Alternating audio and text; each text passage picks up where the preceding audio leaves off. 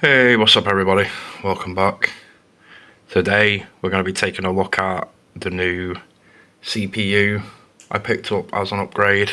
As I've said in a few videos previously, the main system I use, like for editing these videos and stuff like that, was going through a bit of an upgrade. It was not old, but it was getting old.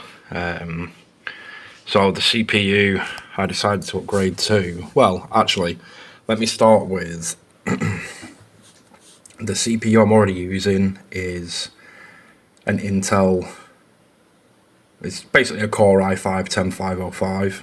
A lot of people have never heard of the 505. Like obviously it's usually a 10500, but yeah, the 505 does exist. But we're completely switching sort of platform now and going, obviously, as you can see, to AMD. So this is a Ryzen 5 7600. As you can see there, 6 core 12 thread, 3.8 GHz base, 5.1 GHz max boost clocks. I picked this up brand new from a shop in the UK called Inside Tech. Now you can pick these up for around the 160, 170 mark, brand new. Obviously this is AM5 platform, so obviously DDR5 RAM, stuff like that. But I thought for this video what we'll do is we will run a test, like a cinebench test on the 10505 that I've got currently, and then we'll run another one when I've got this installed and see how much better it is. But just to run through like a bit of the spec sheet for this, like I said, 6 core 12 thread, boost clock up to 5.1, has 32 megabytes of L3 cache. Its TDP is a 65 watt chip, and it's a TSMC 5 nanometer. Obviously it's unlocked for overclocking because it's AMD and Ryzen. Like I said, it's AM5. There's multiple motherboards obviously that support this, but I'm going to be sticking on a B650 from ASRock. You can use Precision Boost 2 on this. Its max operating temperature is 95C. This does run PCIe Gen 5, which is handy because my motherboard's main PCIe slot is a Gen 5 slot. And then it says the max memory speed for the controller on board is 5200 megatransfers per second, but obviously you can activate, I think it's called Expo, which I won't be doing. I'll just run it at base speed because it's whatever. It's going to be quicker than what I've got at the minute. The current memory I'm running is obviously DDR4, but it only runs at 2666, so going from 2666 to 5200. This CPU comes with an AMD like Wraith stealth cooler. But yeah, I will grab it out of the packet quickly if I can, because again, one-handed is bloody impossible. Let me see if I can get it out without completely destroying the box one-handed.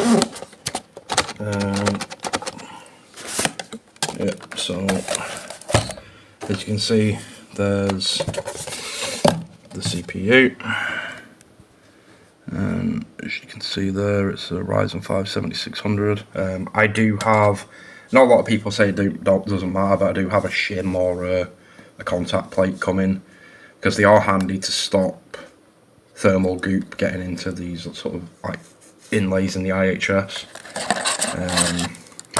So that's that, and then in there, as you can see, is the stealth cooler that I'm not going to bother getting out of the box because I will be using a different cooler.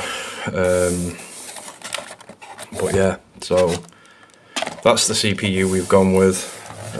I will quickly go and run the tests on Cinebench. If I can get this back in the box. There we go. I'm not going to switch to thingy. I'm not going to switch to like screen capture mode. I'm just going to show it sort of on video here if I can find my cinebench. So yeah, we will run a cinebench test here. So here we go. So we will just do a multi-core test. It should start up any second. There we go.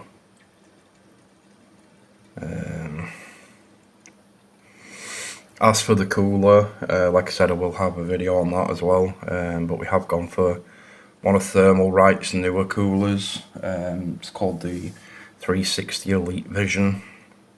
The cooler I'm using at the minute is the Thermalright. Can't actually remember, Elite something. It's an older one though. Well, I say older, I think it's only a couple of years old. But yeah, I'm hoping I notice a nice upgrade going from 10th gen Intel to AM5. Obviously this 10505 is a 6-core 12 thread at 3.2 GHz, but it has obviously a lower boost clock than the 7600 does. So yeah, we'll see what score we get. And then, like I said, we'll test the 7600 and we will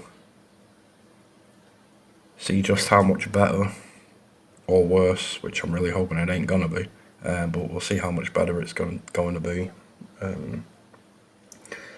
Yeah, I will leave a link in the description of the video as well as where you can pick up a 7600 as well if you want one, like if you're upgrading to AM5 or something.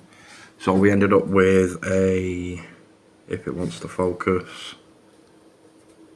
not going to, I don't know if you can make it out, but we ended up with an 8712, because it doesn't want to focus because it's stupid. But yeah, 8712. So we will run a test on this and we'll see how it does. So we now have the 7600 installed. I'll just show you the system. As you can see, it's changed quite a bit. We've got the B650 live mixer in. Obviously it's DDR5, and we've got the new Thermalright Elite Vision 360mm AIO that's on. So you might be able to see by the CPU's clocks there, 4900 megahertz. Obviously it boosts up to, I think it's 5.1. So yeah, we will go back to Cinebench. I'll just keep recording it like this for this video, and we will run another multi-core test. Now the score we have to beat was 8712 or 8712. So we will run, like I said, another multi-core test and we will see what we get. You might be able to hear the fans ramp up in the background because I've got all of my fans set to speed up, slow down depending on CPU temperature. So as you can see by this, it's already way faster than that 10th gen Intel chip. According to the AIO, we've got 99% CPU utilization, and we're at 5015 megahertz at 70 degrees Celsius. So yeah, let's see how much we can beat 8712 by.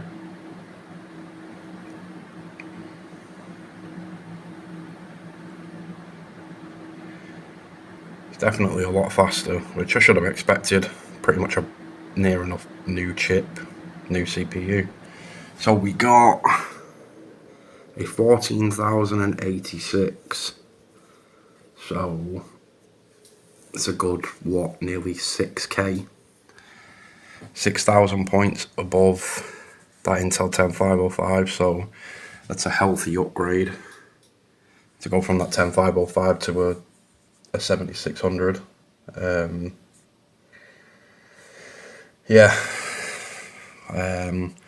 Unfortunately, I haven't been able to use the PC a lot at the minute, because even though I just showed you the system, it seems like it's all working and everything, it's not working right.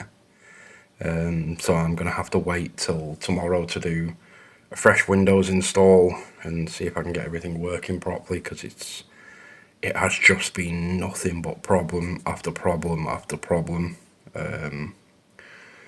So yeah, the next video we'll have coming up after this will be a review video of the Thermalright Elite Vision, because obviously that one has the screen on it and you can put like video playback and GIFs on it and whatever you basically want.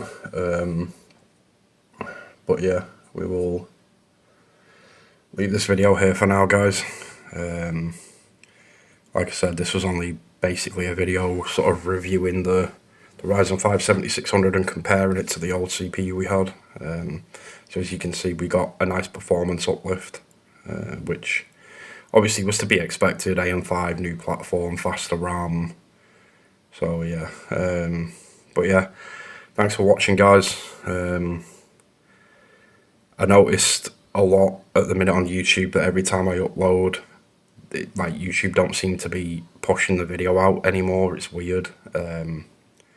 So if you do happen to come across it and you end up watching it, thanks for watching and subscribing, you know, all the usual YouTube sort of stuff. But yeah, for now, guys, take it easy, and I will catch you all in the next one.